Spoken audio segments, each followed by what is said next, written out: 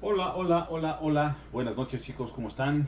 Déjenme checar que el audio esté bien. Perfecto, sin problemas. Muy buenas noches a todos. José Alfredo, ¿cómo estás? Buenas noches desde el Estado de México. Muchísimas gracias. Ah, no, sí, desde el Estado de México. Como que vi Jalisco, pero no, ¿verdad? Ah, no, Estado de México. ¿Cómo están? Coméntenme, por favor. Hoy, en un día ya cerrando el mes de septiembre. Vamos cerrando el mes de septiembre. Vamos a ver qué tal el mes de octubre. Ya a poco de concluir el año. Ya se nos fue este año. Ya terminó. Un año más de pandemia. Y bueno, ya veremos el siguiente cómo nos pinta. Entonces, vamos a echarle los kilos. Bienvenidos a su conferencia, la conferencia de los martes, antes los jueves. El día de hoy me llevé una sorpresa. Me encontré a Jorge, un chico, un ingeniero que nos veía, y resulta que vamos a dar curso, y bueno, era un seguidor del canal. Decía, es que antes daban las conferencias en el... Hoy estamos con algunas fallitas ahí de señal, creo que no, creo que todo bien, ¿no? Sí están ahí con alguna fallita de señal. Ok, permítanme tantito. Ok, ahora sí, ya tenemos audio aquí también, ¿verdad? Muy bien, no teníamos audio, ya tenemos audio de este lado. Tenemos por ahí alguna fallita de señal, pero creo que está todo correcto, ya se corrigió. Muy bien, les decía que estábamos justamente en curso y por ahí nos dicen, es que tenían las conferencias en los días jueves antes, exactamente. Hace como un año, más o menos, las conferencias eran los jueves, pero recuerden que ya son los martes a las 9 de la noche. Pues bien, vamos a comenzar si les parece. Agradezco mucho que estén por aquí. Cristian, ¿cómo estás? Muy buenas noches, gracias por estar aquí. Vamos a darle si les parece. Vamos a ponerle a esta conferencia Jorge al niño, como dicen, ¿no? Muchísimas gracias a Vladimir, Gerardo, a Beatriz, que ya están en la plataforma de mí también. Nos están viendo los alumnos desde la plataforma. Ustedes al estar aquí en la plataforma tienen la posibilidad de preguntar algo si lo necesitan, chicos. Pueden nada más levantar la mano y adelante. Edgardo, mi buen venezolano, ¿cómo estás? Muchísimas gracias por estar aquí. Ya saben que ustedes pueden hacer las preguntas que quieran a través de la misma plataforma. Entonces, de Meet, si tienen alguna duda, alguna pregunta. Vamos a comenzar, si les parece adecuado, vámonos con la presentación y vamos a comenzar con nuestra conferencia del día de hoy. Como siempre les digo, aquí están el código QR si necesitan en algún momento escanearlo o quieren ingresar a nuestra página web para ver los cursos, los diplomados que tenemos. Con todo gusto lo pueden hacer desde aquí. Y bueno, pues sin más, vamos a darle, porque la verdad es que esta conferencia a mí me emociona mucho. Cómo tomar decisiones en una emergencia. ¿Por qué cómo tomar decisiones en una emergencia? Siempre nos cuesta trabajo, ¿no? No es sencillo. Quiero decirles que es un tema que eligieron los alumnos de los diplomados. Nosotros les ponemos ahí una encuesta para que ellos nos digan cuál es el tema que quieren para la siguiente cita, y ellos eligieron justamente esta. Entonces, bueno, de una terna escogieron esta y yo creo que fue una muy buena elección. La verdad es que yo creo que sí. Entonces, me emociona mucho hablar de esto. Y vámonos a meter ya en materia, ya vámonos directo a lo que vamos. Muy bien, bueno, voy a hablar primero de dos tipos de escenario. Primero, y yo he estado justamente digamos que en experiencia tengo los dos. En experiencia tengo el escenario urbano, que lo vamos a denominar así, como el escenario de calle, sucesos que se llevan a cabo en la calle, en las vecindades, en las vías de tránsito, y los sucesos que son industriales. Quiero que noten algo y que sea muy claro en esta imagen. Por favor, chéquense esto que les estoy colocando en la imagen. Que sea muy muy claro. Uno tiene que ver con sucesos industriales, en donde encontramos cosas que de alguna manera esta imagen nos habla un poquito de que esto ya puede ser planeado, preatendido, desde los procedimientos que nosotros podemos realizar. Cuando hay una situación urbana de calle, no es lo mismo, es diferente, las condiciones nos cambian por completo. Si nosotros tuviéramos, por darles un ejemplo, en una situación, en una emergencia urbana, un tanque a lo mejor o un vehículo que contiene materiales peligrosos, la manera en como yo debo abordar es diferente. Existen procedimientos para hacerlo, sí, pero es diferente a lo que haría en la industria, porque en la industria tengo, y entre comillas, porque en muchas industrias no sucede así, tengo más elementos para controlarlo desde antes que suceda la emergencia. Ya hay sistemas de seguridad, dispositivos de seguridad, muchas cosas que puedo aplicar antes de que suceda la emergencia. Y en una situación urbana no sucede de esta manera, ya es diferente. Entonces, en este sentido quiero distinguir los dos. Voy a hablar de los dos, cómo tomar decisiones desde las dos perspectivas. Entonces, bueno, lo primero que hacemos es distinguir justamente estas dos situaciones. Situaciones industriales que nos permiten una planeación previa, que también las urbanas no lo permiten, ahorita vamos a ver de qué manera, pero sí son muy diferentes en este sentido. Sale y vale. Entonces, esto es lo primero que quiero distinguir. Ahora sí, vamos a hablar de la parte urbana. Vamos a imaginarnos que tenemos en este momento a una persona en reanimación cardiopulmonar. Me voy a hacer un tantitito para acá, de tal forma que vean la imagen que tengo aquí justamente de una persona dándole reanimación cardiopulmonar. O que tenemos, no sé, a lo mejor alguna situación de un incendio o alguna cosa así, o que tenemos en una alberca, por ejemplo, una persona que se está ahogando, o a lo mejor desde el deporte, desde el ambiente agreste, tenemos una situación de emergencia. Ese es un hecho que cada uno de ellos tiene, para los rescatistas, para las personas que van a intervenir, tiene condiciones que no se conocen del todo previamente. Les voy a platicar un poquito para los que no son del área de emergencias o de urgencias médicas, qué sucede en este sentido. Vamos a suponer que a mí me hablan, yo soy paramédico, paramédico de Cruz Roja, paramédico de la UNAM, paramédico avanzado, entonces para quienes nos hablan y los que saben de esto y que están metidos en esta área, ya sea que sean bomberos, también fui bombero, nos hablan, nos despachan un servicio a nuestra central de emergencias y de ahí salimos. Cuando nos dicen tienes que salir a una emergencia, nos dicen a lo mejor un paciente que sin conocimiento, que perdió el estado de alerta, o una persona que la atropellaron, o una persona que se electrocutó, o una persona, no sé, nos hablan para un evento y nosotros nos empezamos a preparar desde la unidad para ese evento. ¿Por qué? Porque sí existen procedimientos que nos permiten actuar. Sin embargo, estos procedimientos en muchos sentidos resultan ser más una recomendación que obviamente no siempre se puede seguir al pie. ¿Por qué? Porque cuando llegas las cosas pueden cambiarte de manera brutal, 180 grados. Entonces, esto debe quedarnos claro. Les voy a poner un ejemplo.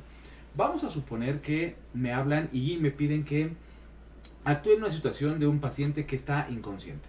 Entonces yo llego al escenario y resulta que yo tengo en mente bajarme con el carro camilla, bajarme con la tabla larga o con alguna camilla a lo mejor que me permita llevarme al paciente fácilmente, bajarme con los botiquines, vías aéreas, oxígeno, monitor desfibrilador, y cuando quiero bajarme del vehículo de la ambulancia se para algún otro vehículo atrás que no me permite bajar el carro camilla. Chin, ya las cosas me cambiaron. Quizá el procedimiento de la atención plena al paciente no se modifique mucho, sin embargo no lo sabemos. Les voy a contar un caso real.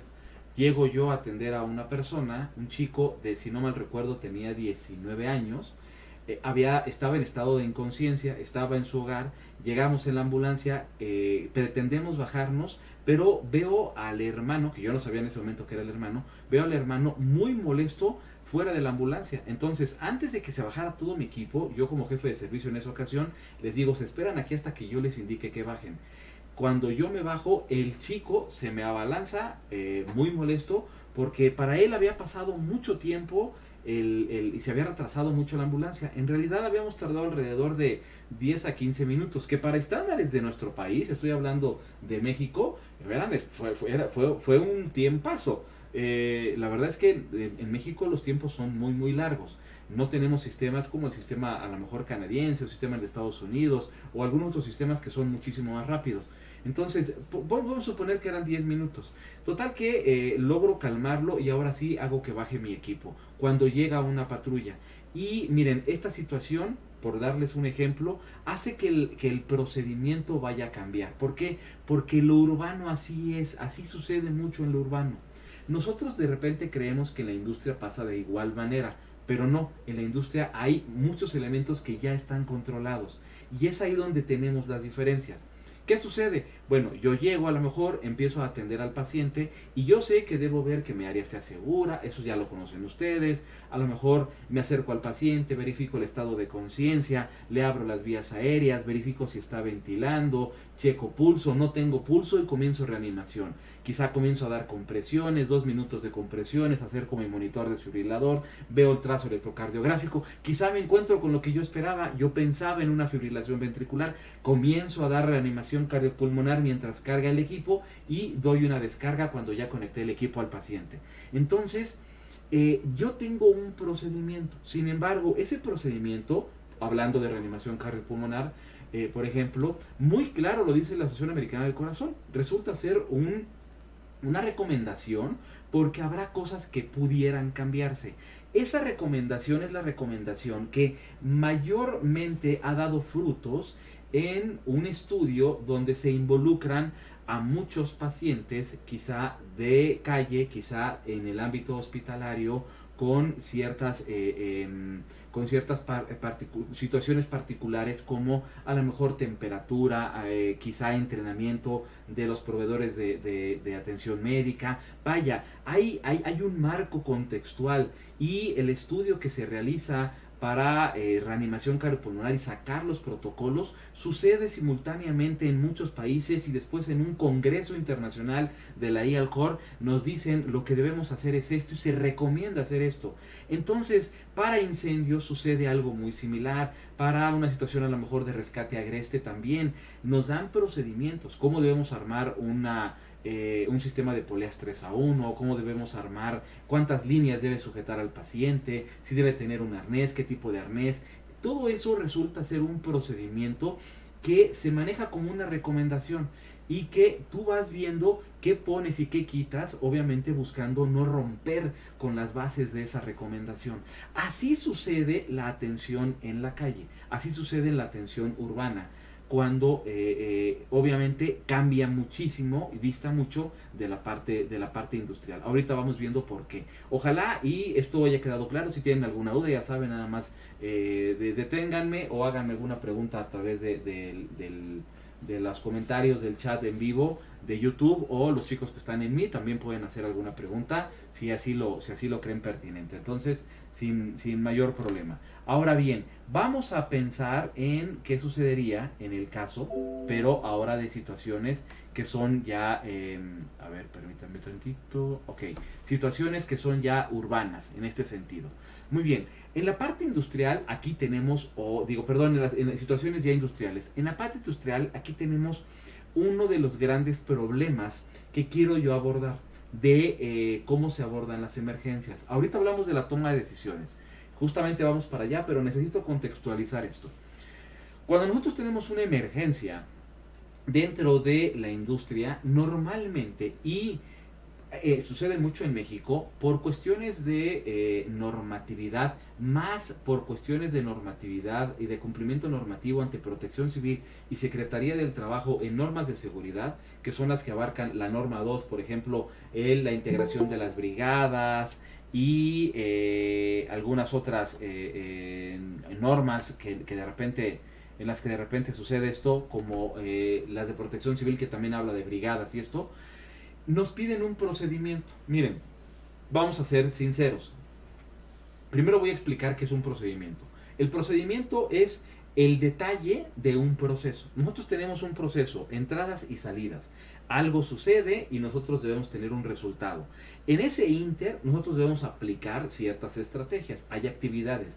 La descripción de esas actividades es el procedimiento. Entonces, a nosotros nos piden que hagamos un procedimiento. Vamos a pensar que un plan de evacuación, como el que tenemos aquí. El plan de evacuación normalmente sucede como un plan de evacuación en la industria, ya de manera industrial, normalmente sucede como un plan de evacuación general, que viene desglosado en los protocolos, en los procedimientos de protección civil.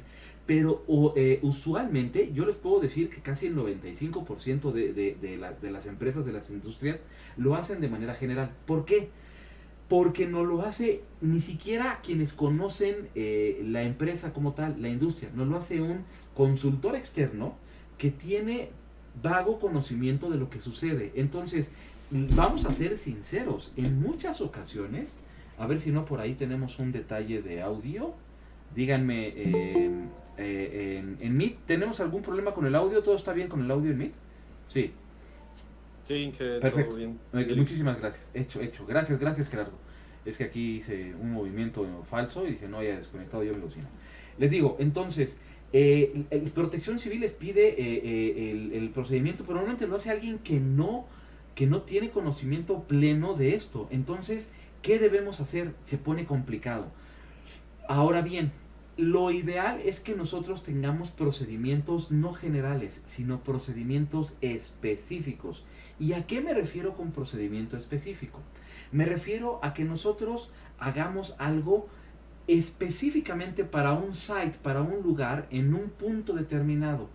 Cosa que normalmente no sucede ¿cómo se llama?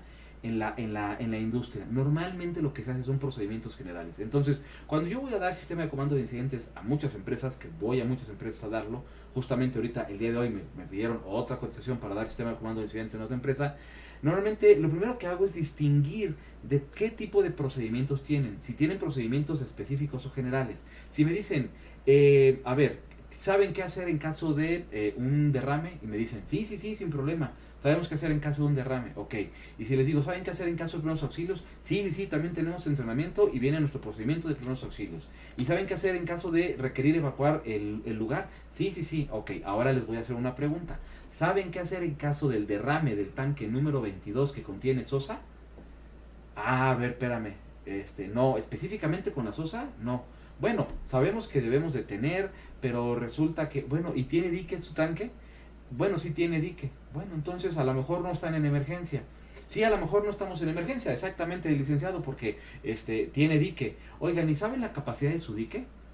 No sabemos la capacidad del dique. Entonces quizá el dique no tiene la capacidad para contener el tanque y quizá sí están en emergencia.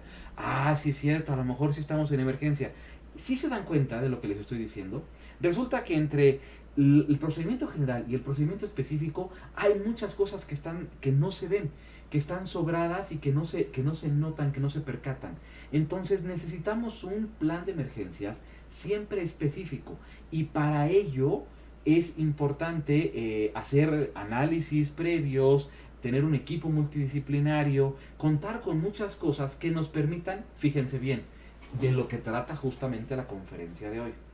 De lo que trata es tomar decisiones en una emergencia. Entonces, si yo tengo en la industria procedimientos generales, a la hora de tomar decisiones, no puedo tomar las decisiones, porque lo que sucede no es general, es específico.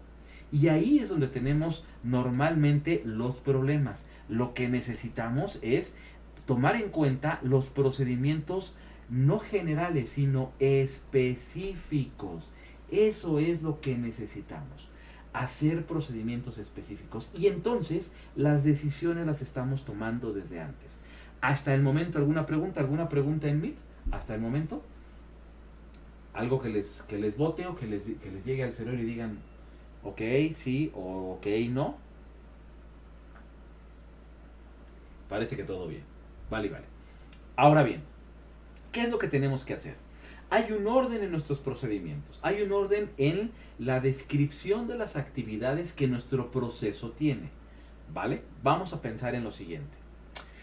Nosotros lo primero que tenemos que hacer dentro de la industria sería identificar los sites de mayor peligro, ¿sale? Primero identificar los sites. Entonces vamos a pensar en que yo tengo un sitio en donde tengo, no sé, sistema eléctrico, por ejemplo, como el que estamos mostrando aquí, y entonces muestro mi sistema eléctrico, o tengo un sitio de bodega, y obviamente en este sitio de bodega tengo ciertos riesgos o peligros que son diferentes a los del eléctrico, o tengo a lo mejor tuberías, o tengo espacios confinados, o tengo que identificar los sites. ¿Dónde puede ocurrir algo?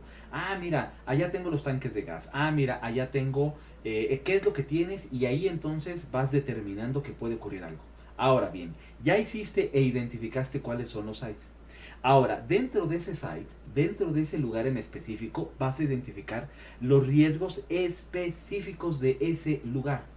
Y entonces vamos a suponer que tienes una granja de tanques, donde tienes un tanque con sosa, un tanque con ácido, un tanque con, no sé, con diferentes, ¿no? Un tanque de agua a lo mejor, y todo en una granja, donde toda esa granja tiene un dique, pero es un dique que no cuenta con la capacidad de contener obviamente todo lo que tiene la granja. ¿Por qué? Porque está pensada la granja para el derrame nada más de uno de uno de los contenedores. Y es más, quizá los contenedores ni siquiera debieran combinarse, porque pudieran provocar problemas. Fíjate a qué grado. Entonces, ya empiezo yo a identificar, ok, tengo un problema con la sosa, sí, es diferente el pH que la del ácido, ¿verdad? La del ácido clorhídrico. Entonces, muy bien, ya son dos situaciones completamente distintas. Oye, ¿y cómo contengo el derrame de la sosa? Ah, pues es diferente. Ok, dicen por aquí que nos visitan desde Culiacán y desde Tamaulipas, José Alberto y Concepción. Muchísimas gracias. Entonces, ya al saber que son diferentes, yo tengo que tomar, obviamente, actividades, procedimientos diferentes. Debo hacer un plan de emergencias específico para cada uno de estos lugares. Esto ya, al hacer un plan de emergencias específico, lo que estoy haciendo es tomar decisiones previamente al suceso. Pero ¿desde qué? Desde peligros diferentes. Aunque sea un sitio similar o prácticamente el mismo sitio, yo voy a determinar qué es lo que tengo que hacer para cada diferente peligro. Y entonces tengo que medir el riesgo. Y aquí lo tengo justamente en el tercer punto. Obviamente mido el riesgo a través de un análisis de riesgos. ¿Cuál es el análisis que debo aplicar? Híjole, es que va a depender del riesgo. Pudiera ser un análisis de riesgos a lo mejor para explosividad y para saber cuánto pega la onda de choque, o un análisis de riesgos quizá para, no sé, para químicos, por ejemplo, o un análisis dependiendo de lo que yo estoy hablando. Y quizá el análisis de riesgos es diferente para la sosa que para el ácido clorhídrico. Entonces, o para el óxido de etileno, por ejemplo, o para el amoníaco, son diferentes. Entonces, en este sentido, yo tomo decisiones distintas desde muchísimo antes.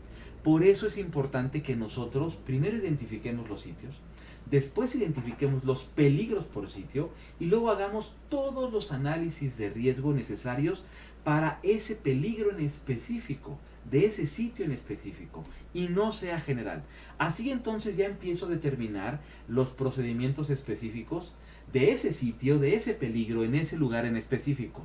Y así identifico yo el equipo que no va a ser el mismo para a lo mejor combustóleo, en un derrame de combustóleo, que para sosa. El tipo de, a lo mejor, almohadillas o de trapos que voy a ocupar para levantar a lo mejor, o impedir, o diques que voy a ocupar para impedir el derrame mayor en mi zona, van a ser diferentes. Entonces, porque ya identifico que hay a lo mejor hay almohadillas que son liposolubles, o que son que atraen más el agua o la grasa, dependiendo de lo que yo necesite, o que necesite a lo mejor un equipo de respiración autónoma, o que necesito para cierto lugar. Necesito diferentes cosas. También las herramientas, el personal útil y el entrenamiento que requiero para esas personas es diferente.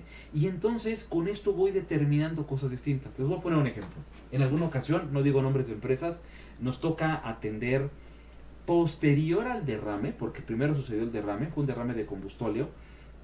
una evaluación del hecho, ¿sale? Nos piden que hagamos una auditoría de lo que sucedió. Fue interna. Esto no fue por autoridades, fue interna. Entonces me dicen, Alejandro, hubo un derrame de ese tanque de combustorio, necesito que tú me hagas, bajo tu expertise, un análisis de qué se hizo. Y qué se hizo bien, qué se hizo mal, y me hagas un reporte. Con todo gusto. Llegamos y ese lugar tenía un declive. Entonces, de entrada, yo les digo, ¿dónde está su equipo para contención de derrames? Tenían dos equipos, uno que era a través de almohadillas y de churros, que ya los conocemos, algunos de los que estamos metidos en esto seguramente los ubicarán, y tenían un segundo que eran tambos con arena, y pusieron, tenían un tambo con arena, pero un tambo pequeñito. Entonces, se derrama y les digo, ¿dónde tienen ustedes su equipo? Ah, pues aquí al lado del tanque. Ok, y a la hora del derrame, ¿qué fue lo que les pasó? Pues que no podíamos accesar a ese equipo porque alrededor del equipo había derrame y no podíamos llegar a él. ¿Y qué tuvieron que hacer? Tuvimos que ir con palas y con una excavadora y con no sé qué a buscar arena de otro lugar donde tenían construcción para traerla para acá. Ok, primer error. Como tienen un procedimiento general, lo que hicieron fue colocar el equipo de contención fuera del alcance. El derrame abarcó el equipo de contención y nunca pudieron llegar a él. Entonces, ¿eso por qué sucede? Sucede porque hacemos procedimientos generales. Y el procedimiento general decía, tal cual, que debe existir un equipo de contención para el derrame específico, sí, para ese tipo de material, pero que debe existir el equipo. Pero no te dicen dónde, lo pusieron a un costado. Y jamás contemplaron que había declive, por lo tanto, estuvieron a punto de que ese combustorio se fuera al drenaje pluvial y obviamente hubiera contaminación. No sucedió, por suerte lo contuvieron antes, pero eso es justamente la diferencia entre tener un procedimiento específico y uno general, que obviamente tu toma de decisiones va a ser diferente, completamente diferente, porque en uno decides antes y en el otro tienes que resolver en el instante. Esa es la gran diferencia. Ahora, decides la viabilidad de los implementos, de lo que tienes que ocupar, aplicas, y aplicar es aplicar de preferencia con tendencia a equivocarte. Fíjense bien lo que estoy diciéndoles. Aplico mi procedimiento específico buscando equivocarme, o sea, buscando los errores. Esa es la intención. Y esto se hace a través de los simulacros.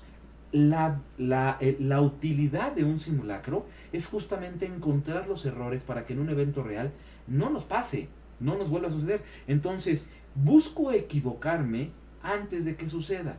Me sale mucho más económico equivocarme antes que equivocarme en el momento en el que suceden las cosas. Por eso aplico, me equivoco y después corrijo.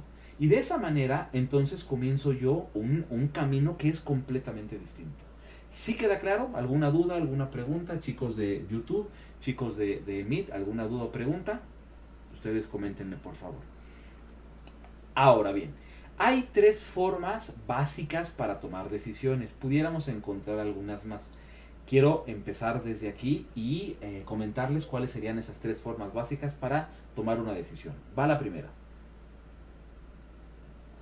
Anticipación, que se basa en algo que se determina el punto de elección. Esa la comento en un momento porque tengo una gráfica específica para ella. Nos vamos a saltar a la otra. Hábito, cuando haces las cosas sin pensar. Ya les he hablado anteriormente justamente de esto.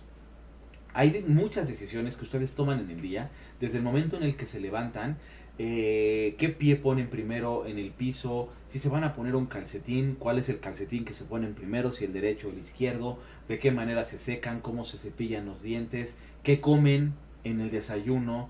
Para los que les encanta, por ejemplo, desayunar un chocolatito caliente, quizá, a lo mejor ya se lo estoy antojando para la noche, ahorita en martes a esta hora cae bien un chocolatito caliente, y a lo mejor con un pan. Ustedes están tomando decisiones, fíjense bien, de chocolate caliente con pan, que no es la mejor decisión de alimentación, no es la mejor, y menos para iniciar el día, menos para romper el ayuno de la noche, pero lo hacen por un hábito.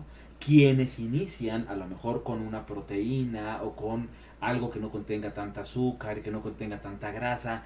Así están haciendo algo diferente. Entonces los hábitos hablan de justamente esas conductas que nosotros y esas decisiones que tomamos sin pensar. Cuando yo tengo muchos hábitos buenos o buenos hábitos, creo buenos hábitos, tomo muchas decisiones sin necesidad de tenerlas que pensar. Simple y sencillamente me levanto y digo, ¿qué toca? Toca ir al gym, entonces me levanto a hacer ejercicio, o a ir a correr, o a leer, o a lo que tenga yo como hábito. Darme una ducha, irme a desayunar, y desayunar a lo mejor algo bueno o algo malo, no lo sé. Esos son hábitos. Entonces, hay muchas decisiones que tomamos a partir de los hábitos. Si yo cambio hábitos, automáticamente cambio mis decisiones, automáticamente. Mis decisiones se cambian sin que yo tenga necesidad de pensarlo. Por eso es tan importante tener hábitos, crear hábitos nuevos. Ya he hablado de esto al respecto, por ahí ya les describí algunas estrategias de el libro Hábitos Atómicos, por ahí ya lo describí en algún momento, y bueno, es justamente parte de esto. El siguiente es procedimiento. Cuando yo hago procedimientos, mientras más específicos hago estos procedimientos, resulta que entonces tengo la oportunidad de planear mejor, tomo decisiones previamente y entrenar mejor a mi personal para que esa decisión tomada previamente se aplique. Vamos otra vez a la situación de reanimación cardiopulmonar. Vamos a suponer que tenemos una persona tendida frente a nosotros. Esta persona que está tendida frente a nosotros, esta persona, déjenme ponerme aquí en cámara grande. Esta persona que está tendida frente a nosotros es una persona que acaba de entrar en estado de inconsciencia. Estoy yo en la industria, estoy yo en la empresa, estoy en el lugar de trabajo. Me hablan, Alejandro, fíjate que tenemos una persona aquí que está inconsciente. Yo sé que todos los que estamos aquí somos brigadistas a lo mejor, o que tenemos alguna área relacionada y que quizás conocemos. Entonces, ¿qué es lo primero que tenemos que llegar a hacer? Ya no lo sabemos, ¿verdad? El procedimiento es, reviso que el área sea segura, el área es segura. Sí, chicos, el área es segura. Pido, por favor, que me traigan el equipo. Y me llega el equipo. Y entonces le hablo a la persona, veo el estado de conciencia, no responde. Entonces abro vías aéreas, veo si ventila, no me acerco porque el voz ya no está dentro del procedimiento, ver, oír y sentir. Entonces nada más veo si está ventilando, si tiene movimiento su tórax, si sus fosas nasales se mueven, si su abdomen se mueve, no ventila, checo pulso, no tiene pulso, inicia en reanimación cardiopulmonar. ¿Cómo iniciamos la reanimación cardiopulmonar? Le pido a uno de mis compañeros, ubica el lugar entre las tetillas para dar compresiones, comienza a dar compresiones. ¿Cuántas? Ya no las sabemos. 30 compresiones por 2 ventilaciones, lo hace 5 veces. Como no le habían dado reanimación cardiopulmonar, llega el desfibrilador, le coloco los parches, analizo, le pido que se alejen, analiza, encuentra una fibrilación ventricular. En ese instante digo, perfecto, voy a dar una descarga, todos se alejan, doy la descarga, qué bien, ahí la llevamos, estamos atendiendo bajo un procedimiento específico, ahí vamos muy bien. Y luego comienzan a dar compresiones nuevamente y empiezan a dar ventilaciones. Llega el del servicio médico, llega la doctora, llega el médico, llega el paramédico y dice, cambiemos las ventilaciones boca a boca por ventilaciones con el balón, válvula, mascarilla. Conectan el balón, válvula, mascarilla, le ponemos 15 litros por minuto, bolsa reservorio, y comenzamos a dar ventilaciones, le ponemos una cánula orofaringea. Perfecto, ya elevamos el procedimiento de atención. Y ahora vamos a elevarlo más. Deciden ponerle una sonda, una cánula orotraqueal. Le empiezan a colocar la cánula orotraqueal. La enfermera del lugar se acerca, nos dice hay que canalizarlo, lo canalizan y seguimos dando compresiones, vuelven a dar desfibrilación, una desfibrilación a 150 joules con un desfibrilador bifásico. Vamos muy bien en la atención, llevamos un procedimiento perfecto en el detalle de la atención. ¿Por qué? Porque nos hemos preparado para esto, y no queda ahí, todavía le vamos a dar fármacos y le metemos adrenalina, 1 miligramo de adrenalina en 1 mililitro en bolo, de 3 a 5 minutos le volvemos a meter, y así sucesivamente comenzamos a dar la atención hasta que el paciente se nos muere. Sí, el paciente se murió. El médico, el paramédico, el brigadista, la enfermera, todos los que estaban ahí, todos hicieron lo que tenían que hacer. Todos aplicaron el procedimiento específico que está marcado en nuestro manual de atención, que de hecho nosotros lo pusimos Como procedimiento específico, fíjense bien, que no sucede así, ustedes lo saben, pero nosotros sí lo hicimos. En esta empresa, que es genial, lo puso en el plan de atención de emergencias del programa de protección civil. Pero también lo puso en la norma 4, en la norma 5 y en la norma 6, en el procedimiento, en el manual de primeros auxilios que nos pide la norma. Ahí nos dice qué es lo que tenemos que hacer y nosotros lo colocamos de esa manera. Pero el paciente, de todas maneras, se murió. El paciente, de todas formas, falleció. Yo les pregunto, ¿quién tiene la culpa? ¿Quién tiene la culpa? ¿Nosotros tenemos la culpa? ¿A quién le damos la responsabilidad legal de esto que acaba de suceder? Se pone interesante, ¿verdad? Bueno, en una investigación formal, que por ahí les aclaro, a ver, dicen por ahí, Javier de... Ok, muy bien, por ahí son saludos más bien, desde Huitepec. Por ahí ya vienen los nuevos procedimientos de el protocolo de inspecciones de la Secretaría del Trabajo, y ya se pone más complicado esto. Ya hay una responsabilidad también legal para las personas que no están cumpliendo con lo que se debe cumplir en normatividad. Por favor, ténganlo en cuenta. ¿Qué sucede? Déjenme regresar otra vez a la presentación. Ok. Cuando nosotros tenemos un procedimiento que está específico, que está perfectamente planeado, que está argumentado por una institución, y en este caso yo argumentaría que mi procedimiento específico lo argumenté por lo que dice la ILCOR, la ILCOR y la Asociación Americana del Corazón, y que todo se hizo bajo lo que se tenía que hacer, entonces no tengo mayor problema legal. ¿Por qué? Porque argumento lo que hice como que lo hice bien. Pero a ver, vamos a ser sinceros. Imaginen que no sucedió así. Imaginen que en realidad esto sucedió como normalmente sucedería. Esto quiere decir, no teníamos botiquín, los brigadistas no estaban preparados, no había médico cuando el exceso de trabajadores lo requería, cuando no había, no sé, como sucede en muchas ocasiones. Y aparte no tengo un procedimiento específico. Entonces ya tengo varias responsabilidades. Y la primera va para la empresa. ¿Por qué? Porque debe decirle al trabajador y a los brigadistas qué hacer y no les dijo qué hacer. Entonces la empresa tiene un problema muy grave porque no marcó lo que se tenía que hacer. Por lo tanto, tampoco los entrenó para ello. Ahora vamos a suponer que el procedimiento estaba tal cual, pero los brigadistas no aplicaron el procedimiento. Y no aplicaron el procedimiento por falta de entrenamiento. Aquí está. Por falta de entrenamiento. Por falta de conocimiento. Aquí tenemos un problema. La empresa sí te dijo qué hacer. Pero tú, no sé por qué no te entrenaste, porque no fuiste al curso, porque la empresa no te mandó. Entonces va a haber una investigación. Porque hay un desvío, así se le denomina, se desviaron los protocolos. Por lo tanto, sí existe una responsabilidad. Y se va a adjudicar la responsabilidad a quien le toque adjudicársele la responsabilidad. Para allá vamos, señores, para allá vamos. Qué bueno, en otros países esto ya se aplica. Nosotros vamos para allá. Entonces, cuando hablamos justamente de procedimientos, aquí es en donde caemos. El procedimiento debe tener la planeación y el entrenamiento perfecto para que las decisiones se tomen desde antes.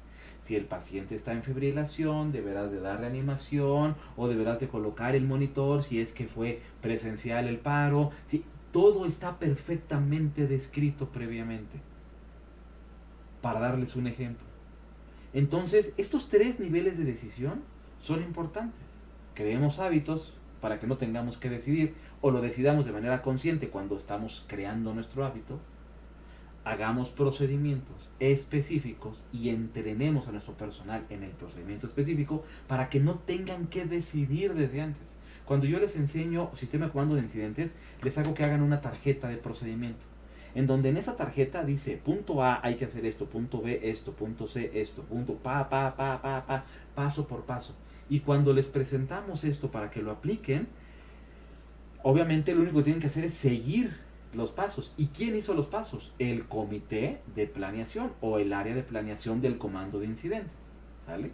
La jefatura de planeación, de la sección de planeación del comando de incidentes. Que la sección de planeación está conformada por los expertos. Que se sientan con un café sin estrés y sin adrenalina encima.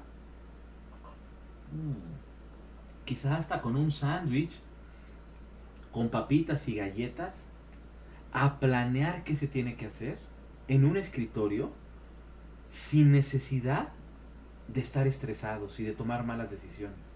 Cuando nosotros en una emergencia tomamos malas decisiones, y ahorita vamos a irlo viendo más adelante, seguramente estamos influenciados por el estrés. Y ahorita vamos a ver todo esto que tiene que ver con la adrenalina y el cortisol y todo esto, ahorita lo vemos.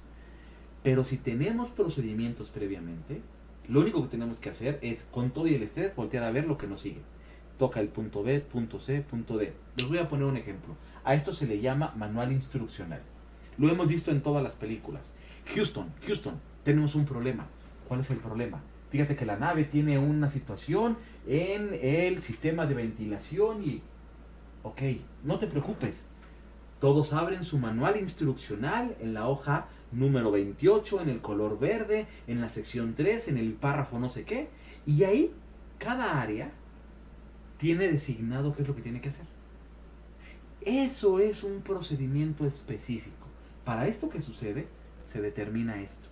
Lo vemos en las películas. Bueno, eso es lo que hace, por ejemplo, la NASA, que es uno de los promotores de los manuales instruccionales, o de los que ocupan más justamente un manual instruccional, ¿no? Ahora será Elon Musk con su SpaceX, ¿no? Por ejemplo.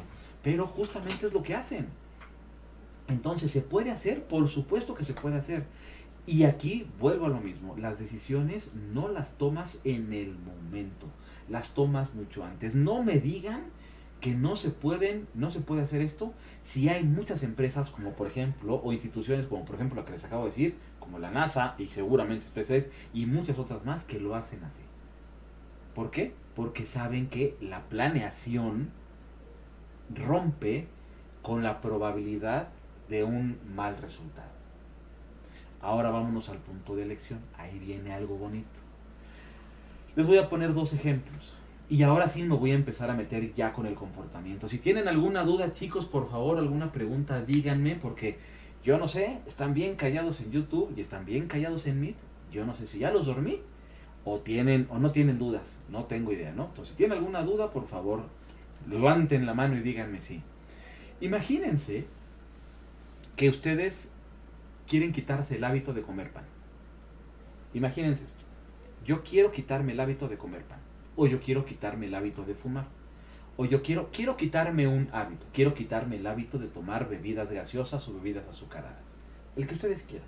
Vamos a quitarnos un hábito. Les voy a explicar cómo quitarse, cómo salir hoy sin ese hábito. Se los voy a explicar para que aprendan a hacerlo. Es muy sencillo. Vamos a pensar que es el pan, porque tenemos aquí en la imagen el pan. Tengo yo aquí un pan, un bolillito, ¿no? Entonces, de repente me dicen, oye, ¿qué te parece un pan con mermelada? Ay, pero quiero quitarme el hábito del pan. Ay, pero está bien calientito. Ay, está bien tostadito. Huele a pan, está recién salidito. Bueno, comienzo la siguiente semana, ¿no? ¿Y qué es lo que hago?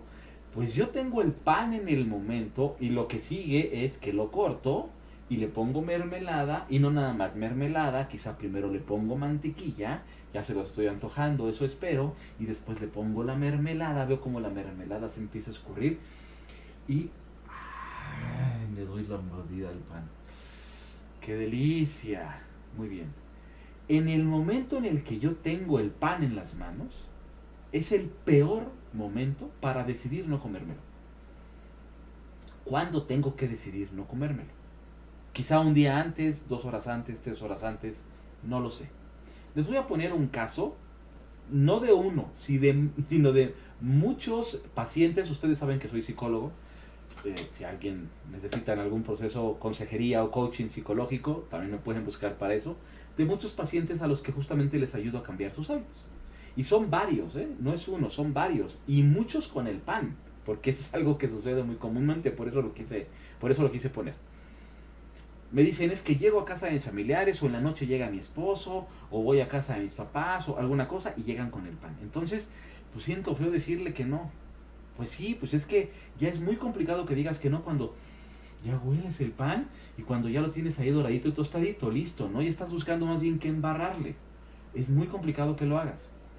¿Qué es lo que tienes que hacer? Tomar la elección o la decisión mucho antes. Esta es una estrategia que en presencial aplico a través de la programación neurolingüística con una técnica que se llama switch. No la voy a hacer ahorita. Para los que son de programación neurolingüística, espero que haya alguno de los alumnos que haya tenido yo por aquí de programación neurolingüística, aplico justamente esa técnica de switch, pero aquí lo vamos a aplicar con el asunto del pan. ¿Qué es lo que tengo que hacer? Oye, yo quiero cambiar mi hábito del pan por algo diferente, entonces la elección la tomo un día antes. Un día antes me preparo para que cuando salga a lo mejor mi papá, mi mamá con el pan, yo saque mi topper, y por eso puse esta ensalada, con mi lunch, saludable. Y diga, ah, no, pan, no, momento. Yo desde ayer me preparé con mi lunch y fui a hacer lo que tenía que hacer y agarré mis cosas, las preparé en un topper y tengo jitomatitos cherry, tengo brócoli, y a lo mejor sí tengo pan, pero no es ese pan, es pan integral, con, no sé, y me preparé. Para que a la hora que todos saquen el pan, no me quede yo nada más viéndolos o milándolos como el chinito. Y entonces sacan el pan y yo lo que hago es me como mi lunch que yo preparé. Te voy a poner otro ejemplo. Esto me sucedió, se lo puse de ejemplo a un director de área de una empresa que tampoco menciono el nombre. Justamente hablando del sistema de comando de incidentes. Le decía yo, mira, es un tipo que se veía fitness, se veía que hacía ejercicio, y le digo, ¿te gusta la soda, el refresco de cola, la Coca-Cola para hacerle comercial? Sí, sí, me gusta, claro. ¿Y lo tomas? Sí, con todo y que hago ejercicio, pero sí, sí me tomo mi Coca-Cola. Ok, vamos a pensar que no te la quieres tomar. Entonces lo pasé al frente y lo dejé a mi lado. Le dije, a ver, vamos a pensar que no te la quieres tomar. ¿Qué es lo que vamos a hacer? Yo te voy a traer de ese refrigerador una Coca-Cola y te la voy a poner en las manos. Pero tú no te la quieres tomar. El momento en el que yo te la ponga en las manos y tú tengas la percepción de lo frío de la coca, cómo está sudando, ya la tengas en las manos, haces el clash, burbujea, es el peor momento para decidir no tomártela. Porque ya la tienes en las manos. Volvemos a lo mismo. Tengo que buscar el punto de elección, y el punto de elección es antes. Cuando me dicen, te doy una coca, no permitas que llegue a tu mano, porque en el momento en el que llegue a tu mano ya no. Tiene que ser mucho antes. Entonces, ¿qué es lo que haces? Si ya quieres quitarte ese hábito, deberás andar con tu botella de agua para todos lados. Por ejemplo, ¿no? Por darte un ejemplo. O buscando la estrategia para que en el momento en el que suceda no tengas problema. Si me pasa a mí, yo voy a reuniones, voy a juntas de consejo, voy a cursos. Alejandro, por favor, ya está el desayuno, adelante. Yo estoy en un proceso de bajar de peso, llevo 19, 20 kilos. Y si yo me chuto las papitas y el café con azúcar y las galletas que ponen en las juntas o en los cursos, ya troné. ¿Qué tengo que hacer? Prepararme.